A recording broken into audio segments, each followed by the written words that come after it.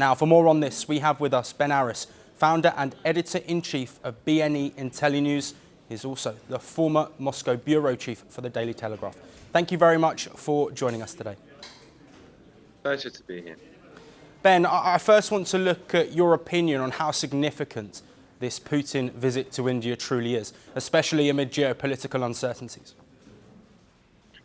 Well, the geopolitical uncertainty continues to get worse, and this is the latest in a string of visits. If you remember, Modi was in Moscow, I think it was last summer, where they had a similar extremely busy agenda where they covered much of the same topics: energy deals, fertilizer deals, security, weapons supplies.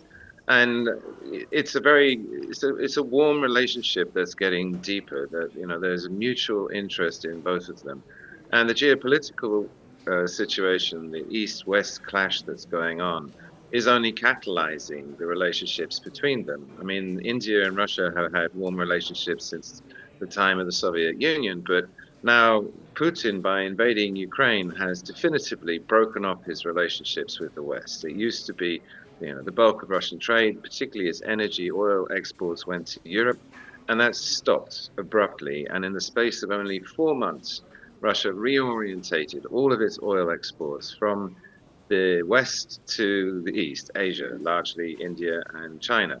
And that's worked very well. And it's been a huge windfall, particularly for India, because not only does it now have plentiful supply of oil, but because of the tension that Russia's selling it at discount to the market price of up to $20. And as a result, India has copious supplies of very cheap energy, which only improves its competitiveness.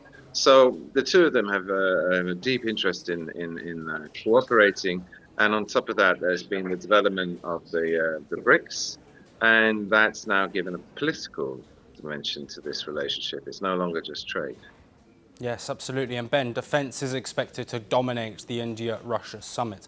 How crucial is Russia for India's long-term defence and technology strategy? And what signals should we expect from the discussions? Well, again, everyone runs Russia down from being like a petrol station dressed up as a country, but actually, technologically, it doesn't do microchips and it doesn't do supercomputers, but it does do military tech, and it does it very well. I mean, the Sukhoi 57, fifth generation, airplane, is as good as anything that the Americans have had. Indeed, it's probably better than the F-35s, which it's in competition with. And so for India, with its security problems on the northern border between China and both Pakistan, that Russia is a key ally here. And Russia has long delivered arms to India, but now things like the air defense, the S-400s and 500s that you mentioned, are absolutely crucial and showed themselves the value of them in the short war with Pakistan.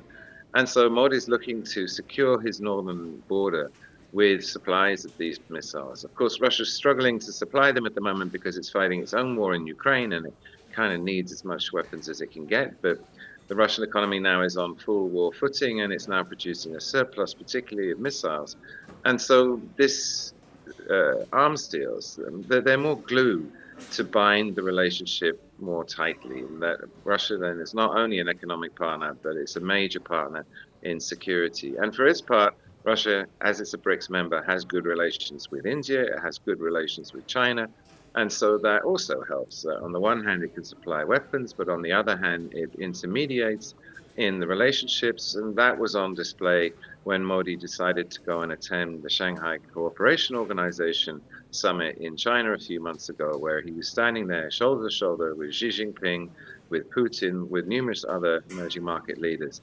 Is a new club emerges, but it's still young. I mean, there's still lots of rough edges, and I think Putin sees himself as a key sort of, how do you say, friend to all, partner you can trust in the middle of all these relationships. And this meeting only further fuels that impression and further deepens the ties with Modi and India, which will also be useful in the development of the whole BRICS organization.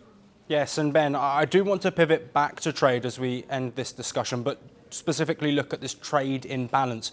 Putin has said that he does want to increase imports of Indian goods, but how realistic is that shift in practical terms? And does Moscow have the capacity or the incentives to now genuinely rebalance that trade with India? It's more than an imbalance. It's a deep structural problem in so much as the trade deficit was $40 billion. It's up to now 60, 70, and it's still going up. And the problem is that India doesn't produce enough goods that Russia wants to buy. And that leaves Russia with a huge problem with a huge pile of rupees that it can't spend. And because the rupee is not fully convertible, it can't even change them into dollars. So the interesting thing is that Putin's arriving with a couple of planes full of Russia's top business people. And apparently the Kremlin was inundated with requests by Russian companies to be on this trip. But specifically, it chose those companies which the Indians were asking to see. And what's going to happen now is to undo that deficit, that India needs to produce more goods that it can sell to Russia. And the way they're going to do that is invite Russian companies into India to set up and invest and produce in India, which will also get past all of the non-tariff trade barriers if it's Russian joint ventures in India. And it also means you can usefully tap that pile of rupees because you can use them to pay for the investment in India.